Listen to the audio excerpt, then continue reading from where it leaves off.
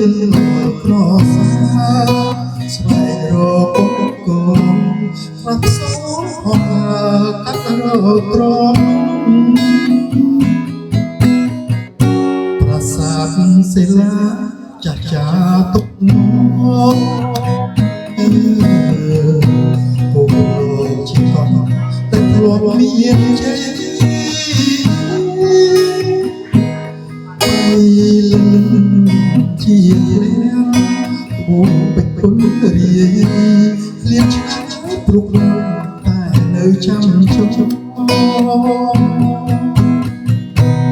រីយំមរណលឿនលំគំរីលៀងយ៉ាងថ្មីថ្មីផ្សំស្រ័យចំការវត្តទុំស្ទនឹងចូលសាលោកយាយលោកតាសំសើ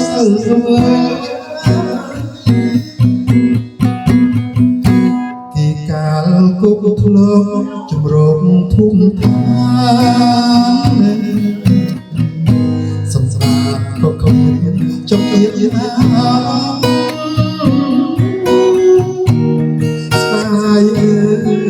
សែនស្ដា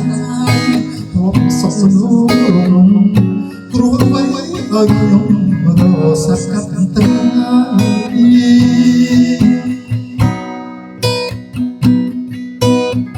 បានមកទីជាសុខសុខរបស់គូគុំតកោសុខចិត្តត្រង់ក្នុងធម៌មិនមែនថាតែគូតកោនេះទេគឺជួយជាធម៌សម្រាប់ប្រសាបាទ